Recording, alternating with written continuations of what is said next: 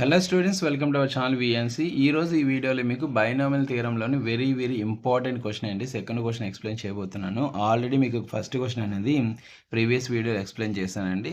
So అది చాలా important. ఒకవేళ ఆ వీడియో చూడనట్లయితే ఒకసారి ఆ క్వశ్చన్ కూడా మీరు ఒకసారి వినండి. సో మీకు ఈజీగా అర్థమవుతుంది, అలాగే చాలా ఇంపార్టెంట్ కూడా. సో ఇప్పుడు మనం క్వశ్చన్ నెంబర్ 2 ఎక్స్ప్లెయిన్ చేసుకుందాం. ఒకసారి క్వశ్చన్ ఏమి ఇచ్చారో ఒకసారి అబ్జర్వ్ చేస్తే మీరు prove that C0 CR plus C1 CR plus 1 and so on Cn minus R Cn equals to 2NCn plus అని ప్రూవ్ చేయమని అడుగుతున్నారండి. దీన్ని బేస్ చేసుకొని ఒక 2 సమ్స్ కూడా ఇచ్చారు, అవి కూడా మనం ప్రూవ్ చేయాలి. అయితే వీడియో చూసే ముందు ప్లీజ్ నా ఛానల్ సబ్స్క్రైబ్ చేయండి, షేర్ చేయండి, లైక్ చేయండి. అదేవిధంగా మోర్ వీడియోస్ నోటిఫికేషన్ కోసం బెల్ ఐకాన్ ప్రెస్ చేయడం మాత్రం మర్చిపోద్దు. సో ఇప్పుడు ఒకసారి మన క్వశ్చన్లోకి వెళ్తే ఈ క్వశ్చన్ మనం ప్రూవ్ చేయడం కోసం మనం ఏం చేస్తాం అంటే ఒక బైనామియల్ ఎక్స్పాన్షన్ అనేది తీసుకుంటాము. సో నేనేం చేస్తాను అంటే 1 + x whole to the power n అనే బైనామియల్ ఎక్స్పాన్షన్ తీసుకోవాలి. దీని ఫార్ములా ఏంటంటే C0 plus C1x plus C2x² and so on CR x to the power r plus and so on Cn x to the power n. ఇది formula అండి. 1 + x whole power n binomial expansion ఎలా రాయొచ్చు అంటే ఈ విధంగా రాసుకోవచ్చు. అలాగే ఇక్కడ మీరు క్వశ్చన్ అబ్జర్వ్ చేస్తే C0 CR అంటే 2 కోఎఫిషియెంట్స్ ఉన్నాయి కాబట్టి మనం ఏం చేయాలంటే ఇంకో బైనామియల్ ఎక్స్పాన్షన్ అనేది తీసుకోవాలి. ఆల్రెడీ 1 + x పవర్ n తీసుకున్నాం కాబట్టి దీన్ని రివర్స్లో తీసుకోండి. అంటే x + 1 whole to the power n అనే ఒక బైనామియల్ ఎక్స్పాన్షన్ తీసుకుంటాం. సో ఈ రెండు సేమే, కాకపోతే ఇక్కడ వచ్చేసరికి ఏమవుతుందంటే ఇంక్రీజింగ్ ఆర్డర్లో వెళ్తుంది పవర్ అనేది, x పవర్. ఇక్కడ మనం ఏం చేయాలంటే డిక్రీజింగ్ ఆర్డర్లో తీసుకోవాలండి. అంటే ఇక్కడ నుంచి స్టార్ట్ అవుతుంది, కాన్స్టెంట్స్ ఏమే ఉంటాయి. ఇక్కడ C0 x పవర్ n నుంచి స్టార్ట్ చేస్తాము అనమాట. Plus C1 x to the power n minus 1 decreasing ఆర్డర్లో వెళ్తుంది. అలాగే C2 x to the power n minus 2 and so on. So Cn minus r x to the power r plus and so on Cn అండి. So ఇలా మనం x + 1 whole to the power n అనే ఒక binomial expansion కూడా తీసేసుకున్నాం. Next step మీరు ఏం చేయాలంటే ఈ రెండు బైనామియల్ ఎక్స్పాన్షన్స్ ఉన్నాయి కదా, వీటిని మల్టిప్లై చేయాలి. సో వీటిని మల్టిప్లై చేస్తే 1 + x whole to the power n, ఇది కూడా x + 1 whole to the power n అండి. రెండింటికి పవర్ సేమే కాబట్టి నేను 1 + x into x + 1 whole to the power nగా రాసేసుకుంటున్నాను. అంటే కామన్ పవర్గా రాసేసుకుంటున్నాను. ఈక్వల్స్ టు ఈ రెండింటిని మల్టిప్లై చేయండి. C0 plus C1x plus C2x² and so on CR x to the power r plus Cn x power n into C0 x power n plus C1 x to the power n minus 1 plus C2 x to the power n minus 2 and so on Cn minus r x to the power r plus so on Cn అండి. ఇలా మనం రాసుకున్నాం. ఇక్కడ మీరు కరెక్ట్గా observe చేస్తే ఇది 1 + x, ఇది 1 + x. 1 + x ఇంటూ 1 + x ఏమవుతుందండి? 1 + x హోల్ స్క్వేర్ అని రాయొచ్చు. ఎప్పుడైనా 2 టర్మ్స్ మల్టిప్లై చేస్తే మనం స్క్వేర్ రాస్తాం. ఈ స్క్వేర్ అంటే ఈ రెండు పవర్సే కాబట్టి స్క్వేర్ అనేది రెండు కూడా మల్టిపుల్ అవుతాయి. సో ఫైనల్గా దీన్ని ఎలా రాయొచ్చు అంటే మనం 1 + x whole to the power 2 into n 2nగా రాసుకోవచ్చు.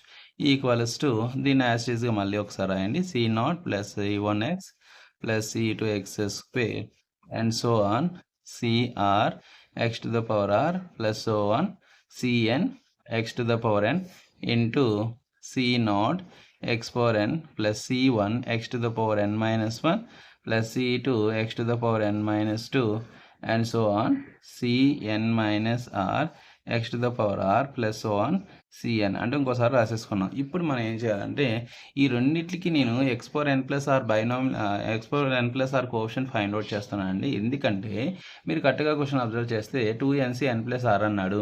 మనకి LHS ఏమిటి? 1 + x whole to the power n 2n అండి. దీనికి x power n plus are coefficient ఏమవుతుందంటే 2NCn ప్లస్ ఆర్. అందుకోసమే నేను LHSకి అలాగే RHSకి కూడా x power n plus are coefficient అనేది ఫైండ్ అవుట్ చేద్దాం. సో ఫస్ట్ ఆఫ్ ఆల్ LHSకి చేద్దామండి. x to the power n plus r coefficient